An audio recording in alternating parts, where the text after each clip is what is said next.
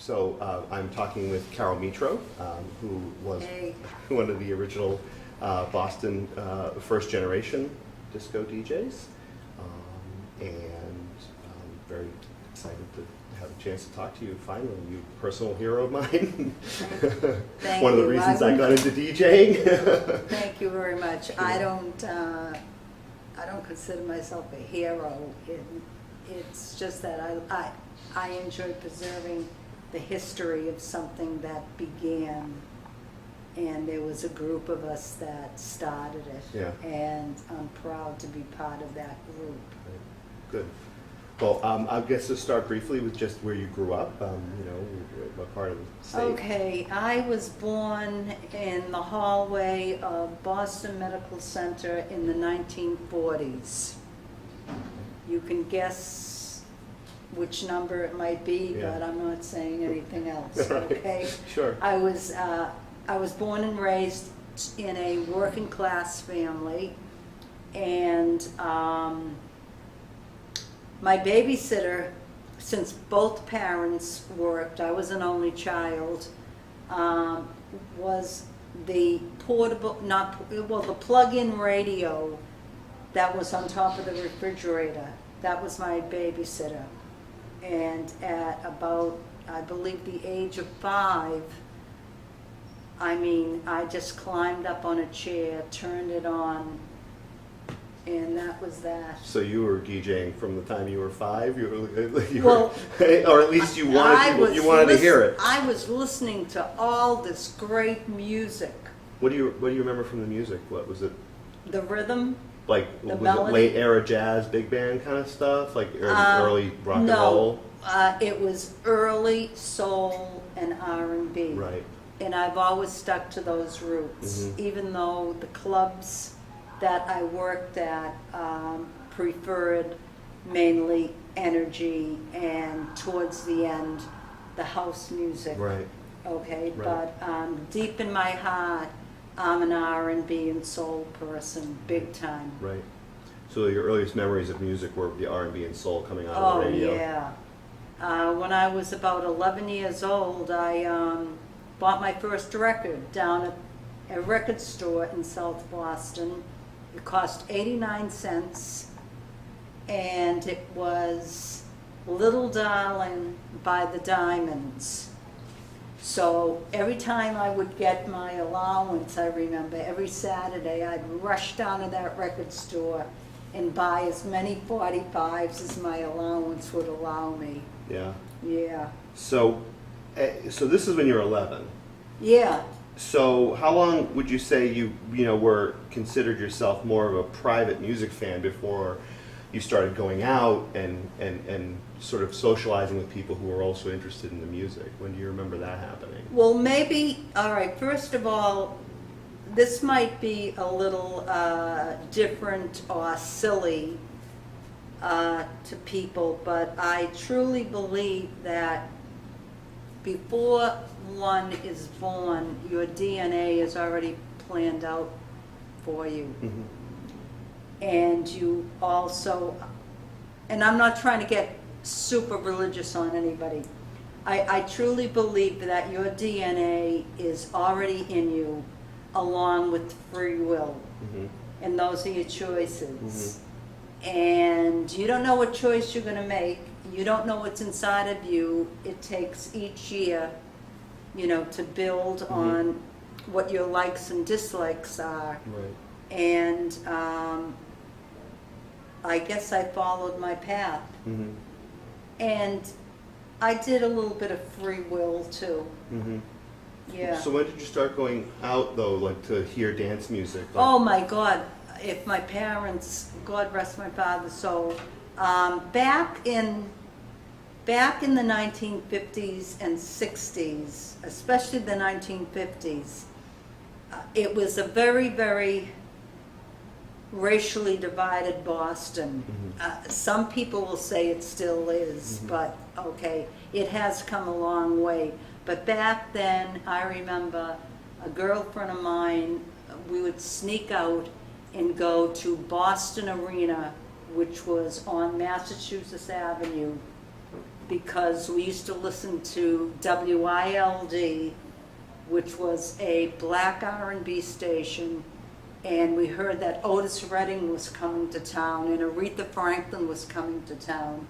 And, you know, we just lied to our parents and snuck out and took a taxi over to it, where it was. And, I mean, that's when it all started for me, going out. Right. And how old were you then? Oh, boy, like 14, Okay. 13 or 14. Yeah. Yeah.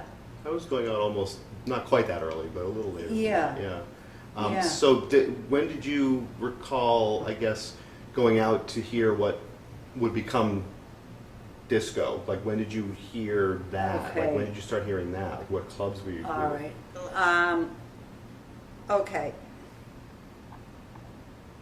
Let me The other see. side? Did you go to the other side at all? Yeah, but let me think. Okay. Here's how it started. I believe it was 1973. I was down in Provincetown. All right. I had the whole summer off because I have a degree in education, an art degree, and I taught junior high school kids the basics of fine arts, etc. So I had the summer off, and I drove down there with my girlfriend and best friend, and we ended up there at about 2:30 in the morning. Well, everybody knows that places in Provincetown close at 1. Right. But, you know, we were driving around, and we heard this laughter, and we heard some thumping music, and I'm there, follow that. I told, I said, what's going on up there? Well, we ended up at the Gifford House. Okay. Okay, and it was like, you know, party central, and I'm there, I wonder if this is legal or whatever, because everything else is closed, okay? And we ended up, you know, getting, first of all, we got a drink.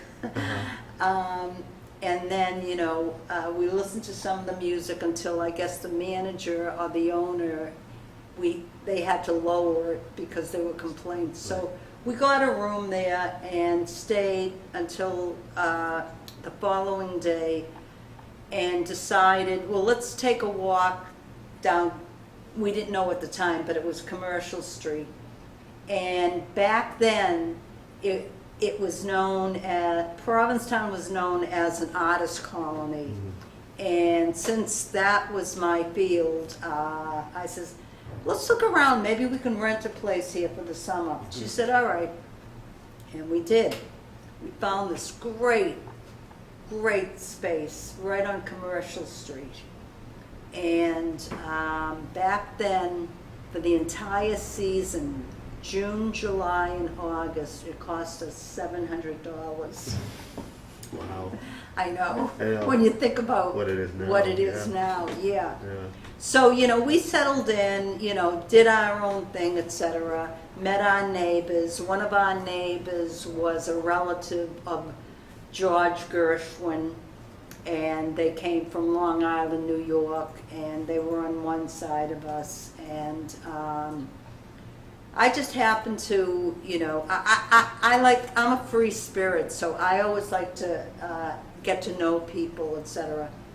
So I'm walking down Commercial Street doing some errands, and all of a sudden there's that thump, thump, thump of the music. And I'm there, Jesus, what's going on here? What's going on here? And I looked at my watch. That's when I used to wear a watch. I haven't worn a watch like in 45 years, okay? So I went back to the apartment, and I said, come on, come with me. We have to find out where this music is coming from. Well, it turned out to be the back room in Provincetown. Mm-hmm. It was afternoon, and obviously it was a tea dance, okay? And remember now, we were still into the rock era. Right. I mean, we were the type of people that, yes, we rented a spot down in Provincetown for the summer, but yet we still bought Grateful Dead tickets and traveled by car up to see the Grateful Dead, got Right. high with everybody else, Right. and drove back to Provincetown the next day. But I was so interested in that music, okay? So we walked into the back room, and I remember I walked in, went up to the bar, and the first song I heard, of course I didn't know at the time, but it was Barbara Acklin, I'll Bake Me a Man. Okay. That's come up more than once in our Really? I'll Bake Me a Man, yeah. Okay. But that's what the DJ was playing, Yeah, yeah. okay? So after the song finished, I mean, there was no pausing or anything like that. It was just continuous and continuous, and it's like, what is this? This is terrific. And I said, I gotta go see what's going on here, you know? Right.